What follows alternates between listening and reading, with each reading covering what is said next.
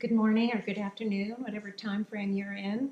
Hello from the Higher Self voice. I'm Janet, as you know. Welcome, welcome, welcome, and Happy New Year. It's 2018. Oh my gosh, how quick the years go by these days. I have come into 2018 more determined than ever to share the information that I feel can change people's lives.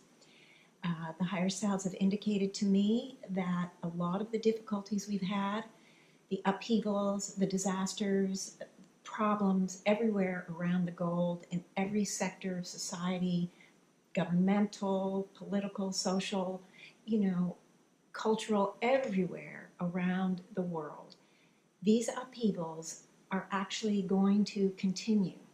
They are representative of this soul-mind body detox that we're all in. And I've talked to you all about it in the prior shows and have also explained that the evolutionary thrust is a big part of it. It is telescoping or speeding up for the souls the need to deal with issue after issue after issue, problem after problem after problem. We are being pushed or propelled through these issues in order to clear them, to heal them, to balance them, whatever it is, whatever issue it is, whatever it needs to be done with it.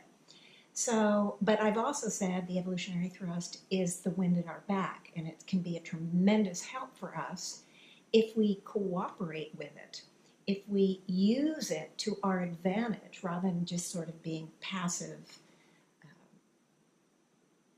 souls that just allow ourselves to be, buffeted around by all the troubles and the difficulties. So I started this year with a new series, the series on the etheric bodies. You'll see this poster in the background, those of you who have, that are watching the video, but I will explain it in a minute. But I do want to say that to understand the etheric bodies is really going to help clarify a lot of stuff for everybody. It's going to help you connect a lot of dots of things you've heard or read or seen or whatever. You're going to really begin to understand what is going on and how to help yourselves with it. And the help is hugely simple, okay? It is not some difficult task that nobody's going to be able to do. So, okay. So we're talking about the energetic fields, and there are many of them. There's more than just the aura, as most of you I'm sure know. And I'm not going to go into what they all are, but I'm going to talk about 4 energetic bodies today. These are the 4 that the higher selves have really highlighted and explained in great detail for all of us, because they're the most relevant in this phase of the soul-mind-body detox that is being carried out in this tremendous way, and it creates a lot of suffering, a lot of panic, a lot of fear, a lot of stuff. Sorrow, hurt, pain, many things. And we can alleviate a lot of that for ourselves by understanding the etheric bodies, by doing the work on ourselves that I'm going to be talking about over this new series. Anyway, this is the poster. I want to just point this out, just symbolic. It's just symbol. There's a physical human body, and around the body we carry these symbolic etheric envelopes of energy. And there's 4 of them. The Tought Form Body, I don't know if you can see this one, but this is the emotional body, the habit body, and the creative body. Those are the 4. Thought form, emotional, habit, and creative, okay? And they're energetic fields. They are not part of the physical body, but they are connected to us at all times, in all lives. From the first time we even came in as a mineral, we have them. So we've had them for a very, very long time, and that's what I'm going to be talking about. But I'm going to address the human side. Don't worry about any other parts of the soul's journey right now. Also, they aren't in necessarily this order. All the bodies work together as one.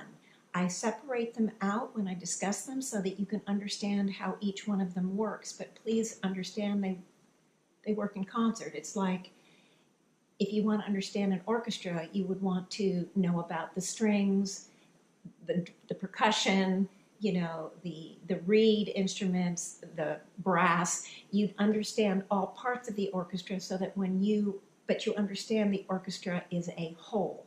It plays as a whole and plays together, plays off one another, plays in concert with one another. So it's the same with all of these, but I am going to explain them independently. And I'm going to begin with the nature of thought, which is related to, of course, the thought form body. Okay, so every time you think a thought, any thought, good, bad, or indifferent, positive, negative, neutral, every time you think a thought, it creates an energy. Yeah, every single time you think a thought, it creates an energy. And once that energy is created, it can't be destroyed. It can't be destroyed, it can be shifted, its nature can be shifted, and that's what I'm going to be talking about next week. It can be neutralized, but please just understand right now that once you think a thought, that energy is created and it's always there. Now, where does it go? Okay, well, when you think a thought creates an energy, it moves into the thought form body. Symbolically, remember, it's really working all together, but it moves into the thought form body. Now, I want you to understand that when you think a thought, any thought, each type of thought has its own magnetic signature. So let's say you wake up and you feel sick. You say, oh, I'm sick today. That thought of I am sick has its own unique magnetic signature. When you're having a good time, you think, oh, I'm having so much fun today. You have a fun magnetic signature. Now, when you think those thoughts, what happens to them? Well, the sick thought goes into the thought form body, and the magnetic nature of that thought is attracted to like thoughts. So it moves in and attaches itself to the I am sick thoughts you've had before in this life. Same with the fun. Every time you thought, oh, this is so much fun, you have a fun magnetic signature thought, and it moves into your thought form body and connects with the fun thought form, okay? So all the thoughts that you've had in this life have connected to and become attached to like thoughts, whether it's I am sick, I am fun, I'm sorry, I am putting on my pants right now. It doesn't matter. They are connected to all the like thoughts. Okay, so now please understand that this means that over your life these thought forms grow. The more you have fun, the more the fun thought form grows. The more you're sick and you're thinking I am sick, the more that grows. But there's more to it than that, because as I said earlier, we are connected to our souls 24/7, always. And remember, I said in one of the prior shows that over the lifetime we accumulate all of these thoughts, and we accumulate other things too, but right now let's just talk about thoughts. When we lay aside the body, the energetics that we're carrying, the thoughts in this specific case, because I haven't told you about some of the other energetics yet, the thoughts don't get laid aside. All that's carried in that thought form body, and all of the bodies, in fact, get carried into the afterlife and connect with the soul. Remember, I defined the soul as the minds of the past, the mind being the aspect of this life. When you lay aside this life, that mind doesn't go anywhere. It gets folded into the conglomerate soul, taking all the energetics with it. So, in fact, we have an accumulation of thought forms, not just from this life, but from every single life, and that's eons of lives that we have lived. Really important for you to understand that. So that I am sick thought form is actually gigantic. It is huge. Now, everybody has an I am sick thought form, because even if you've never been sick in this life, it's pretty much a guarantee there's been some life you've been sick. So we all have it. All of us carry similar thought forms, but they vary in degree, in amount. So if you're someone who's gone through many lives fairly healthy and haven't gotten sick, whereas someone else who's been involved in a lot of plagues or some sort of illness pattern, the difference in the amount, the size of the thought form would be different per individual. But please understand, we all carry something of everything. We do, unfortunately. Okay, so now we carry all these magnetic energies in this thought form body. But I want you to understand these magnetic energies are soulless and mindless, and they're willless. They only operate by symbolic magnetic power. So they're attracting in not just our own thoughts, they attract in thoughts of other people. They attract in thoughts from the astral being the place that contains all thoughts of all humanities of all time. I will go into that part of the magnetic action at some other series, but I do want you to understand that that magnetic energy is very it's very powerful, and it's drawing in and empowering itself. The I am fun is empowering itself, the I am sick, and every other type of thought form is empowering itself moment to moment to moment. Yeah, and the bigger the thought form we have, the more power that magnetic energy has, and it will be even more of an attractor for the energies around it. Okay, I know that might sound a little bit funny, but we think we're in charge sometimes, and we really aren't. And you're going to understand that by the time I finish all of this explanation about this energetic garbage that I call it, that we've accumulated. Anyway, okay, so why is knowing about all this magnetic energy in our etheric body important? I'll tell you why. Because, in fact, our etheric bodies are mirrored in our outer reality. Our outer reality reflects perfectly what we carry at this energetic level. As I said earlier, every misunderstanding, every issue, every difficulty, every hurt, every pain, every miscommunication, every belief, everything is played out in our outer reality. And you're going to understand that a lot better when I get to the creative body. But just hear the words now. You may not understand it perfectly. But we have all this energies that we've created. We didn't know that it had an effect. We've been pretty clueless about these etheric bodies, just like we were clueless about the divine energy we carry at the pure soul essence level. We've been pretty clueless. But in fact, you're not going to be clueless long, because I'm going to be explaining it to you. And you saw, I hope, my result shows. I took 3, and it's the result shows that maybe I jumped the gun and I should have put them in later, but it's because I did the neutralizing work that I'm going to teach you about next week that created those results, changing the nature of my etheric bodies, changing the nature of my energetic garbage, moving it out, getting rid of it, clearing it. And I'll explain the process, very simple, but that's what brings results. That's how we can take charge of our lives. In any case, and all this energetic garbage really distorts, distracts, misinterprets, discolors, skews, and really hides who we truly are. It just hides it. And so it is just essential, if we want to know who we truly are, if we want to really be truly the directing identity of our lives, hey, listen up, because I'm going to help you do that, just that. Okay. Now, I do want to speak about the law of attraction. The law of attraction is something the Higher Selves talked about back in the early 80s. They didn't call it the law of attraction. They call it the law of magnetic attraction.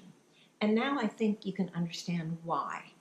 You can understand why, because it's about this magnetic thought energy attracting in. Soulless, mindless, willless, but attracts in. It's just like if you had a magnet, you kind of went around the room and go, and anything that was metal, it would just attach to. You don't direct it there. it doesn't direct itself there consciously. It's just that magnetic power just connects. And that's what happens with these energies. They're magnetic in nature, but they're soulless, willless, and mindless. Okay. Now, I don't talk about my work being related to the law of attraction very often, mostly because I think the law of attraction tends to be either oversimplified or sometimes really misunderstood.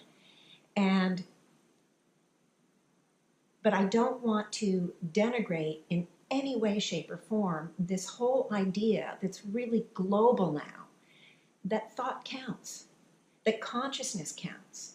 That is huge, and it's opened up so many doors. And I'm endlessly appreciative that that whole movement of the law of attraction came before my moving out into the world and sharing this information, because I think it gives everyone kind of a foundation that they can understand my work even better. I don't have to start with, oh gee, thought counts, because people know that already. It's fabulous. But here's some of the misunderstanding. Now, I don't know that everyone has this misunderstanding, and I think it's being clarified a lot more now, but when I first started, it wasn't as clear as it is now. And the clarity that I'm hoping to bring to this, the missing piece, so to speak, is that something needs to be done with the negative energies. Because as you now know, when you think a positive thought, I am wealthy, it moves in and it attaches to our wealth thoughts magnetically. Does it touch any of the negative thoughts in any way? No. They don't affect one another. When we think a thought, it's just like attracts like, and that's it. So if the magnet you have is attracted to a certain kind of metal and goes, it doesn't affect anything else around it that has nothing to do with it. And so when we think positive thoughts, I am wealthy, I am rich, I am healthy, whatever it is, you are adding to that thought form. Not a bad thing. I'm not saying at all that it's bad, but it has no effect whatsoever on the negative. I am poor. I am financially unstable. I am whatever. I can't afford. All of those aren't touched, and they're still in there. All those negative magnetic energies are in that thought form body, carrying the bulk of all the lifetimes of thought of I am poor, I can't afford, I don't have enough food to eat, whatever it is that's related. So that is really important, because if we never think a negative thought the rest of our lives, it doesn't touch the negative thoughts we've already had in this life and all other lives. And therefore, if we just focus on thinking positively, again, nothing wrong with that, but if we only focus on that, we are again giving unrestrained license to all those negative magnets that are going to continually feed and empower the negative thoughts that we already have. Okay. So, again, what we need to do is we need to deal with the negative. And I'm going to give you an analogy. If you think of the Lady of Justice holding the scales, and you have the two scales, and if we think of the negative on one side and the positive on the other, the distortion of the negative over the positive, there is no balance there. The negative way outweighs the positive. And I often give this example in my groups. You know, let's say you wake up in the morning and you have a backache. Strike that. Let's say you wake up in the morning and you feel great. You've had a fabulous sleep. You say to your husband or your mate, oh, I feel so good. And you jump out of bed. You start to make your list of all you're going to accomplish, and you're busy, and you're productive, and you're this, that, and the other, or whatever. When we wake up with the backache, what do? We roll over. We start to complain. We start to say, what am I going to do? How am I going to get to work? How am I going to deal with my kids? then you get on the phone and you're dealing with work, you're dealing with your cohorts or whatever, you talk to your kids, you managing, and finally you roll into work an hour late, and the UPS guy comes in, and you see him 3 times a week, you're pretty friendly, and he says, hey, how you doing? Well, if you felt great, you'd say, oh, I'm so great, how are you? But when you feel bad, and he says, how you doing? You say, well, since you asked, just let me tell you. And off you go again. We all do this and relate to all the negative things. Well, you have to understand that each time we discuss, we focus, we're adding to that, I am sick, or I feel, or I hurt thought form, okay? And how much have we added to the positive? And let me tell you that the lives we've had before this life, hugely, hugely, hugely, hugely different. We've been mostly in lives that have been like the Middle Ages, the Dark Ages, early Rome or Grecian type lives, all over the planet, tribal lives. I mean, and we've been on so many different planets and we couldn't even imagine. But lives were difficult. On this planet alone, just look at the long history that man has had and how difficult it's been. All the natural disasters nobody understood, the germ theory of disease nobody understood. You have something catching, you've got to isolate that person and put them in quarantine. We didn't understand that, so there was just a tremendous amount of hardship, suffering, pain, difficulties. You all know that the length of the expectation of life has grown over the last 100 years because the medical and scientific discoveries have come into play. So on some level what I'm saying is really accurate. And so we died young, we died hardship, we were killed in wars and battles and conflicts and natural disasters and, like I said, diseases and all sorts of things. So the lives we've lived have been really so much more difficult than this life. So you have to imagine on that scale of justice, we have the negative on one side and the positive on the other. And I'm kind of exaggerating, but the analogy I'd like to make is that the negative side is like it's weighted down with bricks, and the positive side is weighted down with feathers. I'm just using that distorted analogy. It's probably overstated, but not by much, that the negative is so intense. So yes, thinking positive thoughts can help, but adding feathers isn't going to help as much as dealing with the bricks, which again I'm going to get to next week. But that is really important to understand, that we're really all going around our lives weighted down by these bricks without really understanding fully. We can have some ideas, but the higher selves are really, really clear, and I'm only just explaining thoughts, but there's way more. There's actions and there's emotions, and you'll see how they add in some of the future shows, because I'm going to talk about all of it and how it affects us. It's a huge effect. Our energetic field, as I said, I call it energetic garbage, because that's really what it is. But just like garbage, we can handle it. We can do something with it, okay? And in fact, we're going to recycle it, and I think you're going to find this very interesting when I talk about it next week. All right, so we have a long uphill battle in front of us if all we do is think positive thoughts. We definitely need to deal with the negative, and the negative is not just, let me just explain something. If you have an anger problem, for example, we've all been angry. There isn't a life that we haven't been angry in. Everybody carries anger. It's part of the human condition. Okay. If you have a serious anger problem, a really serious one, and you can hurt someone when you get angry, you might take an anger management class. The anger management class is going to give you solid techniques. There's nothing wrong with anger management classes, ever. They really help people learn to deal with that anger, either to sublimate it or to, however, to move it as, techniques to keep it at bay, or to even get yourself in get a handle on it or whatever. I don't know. I've not been to an anger management class, but I've read good things about them. So, but what is happening in a class like that? The anger management is a coping mechanism. It's a way to deal with this anger that is, it takes over and it has a life of its own. And we're going to talk about emotions down the line. So we'll get there, but I'm just giving you an example.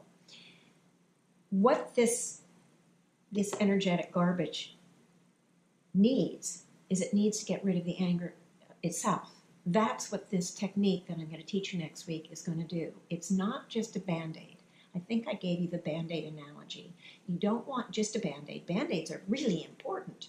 They keep things clean, they protect it and everything, but if you don't deal with the underlying wound directly, you're still going to get gangrene or something horrible, if you have a deep gash that gets infected or whatever. So the important thing is that you need the Band-Aid, you need the coping mechanism, you need the anger management classes, whatever is out there on the table, but this is really going to deal with the underlying cause. It's just so powerful. And I'm looking forward to next week to share it all with you because it's really important. And anyway, so the point is, if we want real and permanent change, we're going to need to neutralize. We're going to need to neutralize the energetic garbage. In fact, down the line, you're going to see the reason why not only do we neutralize the negative, but we even need to neutralize the positive. And I'm not going to go into it today, but even the positive can be utilized in our negative patterns. Right now, I've kept it sort of narrow. I'm talking just about one thought form, but in fact, what we have really is different thought forms that work together and that create, there are many, many thought forms. All of the thought forms are providing fuel that develop and create the patterns in our outer reality. And the patterns can even carry positive, negative energy, positive magnetic energy. So we're going to aim to clear all of these energetics, but I'm really focused right now on those bricks, okay? We're really focused on those bricks. Okay, so that's basically it for today.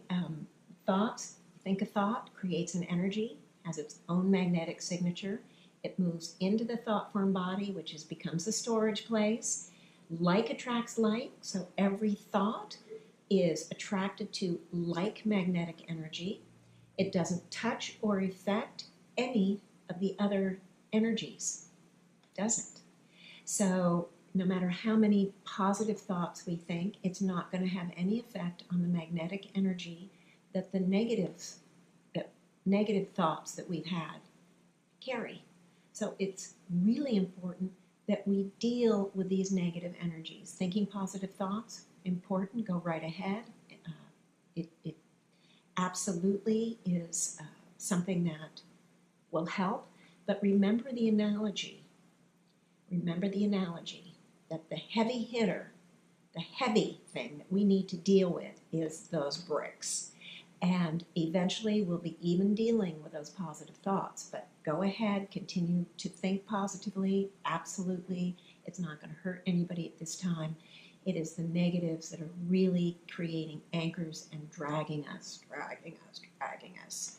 keeping our lives from unfolding in the beautiful ways that we are, to be all that we are, to manifest all that we are. So with that, I'm going to say goodbye until next week. I hope you have a great week, and I want to just put a shout out to those on the East Coast. Apparently there's tremendous cold and storms that are going to hit from Florida all the way up to Maine, and just know that having gone through the disasters here in California, and there isn't anyone that hasn't gone through some major somethings, whether it's flooding or fires or tornadoes or monsoons, whatever. We all are there with you on the East Coast. Meanwhile, have a wonderful week again, and I'll be back with neutralizing. The key to being a directing identity in your own lives. Thanks so much, guys.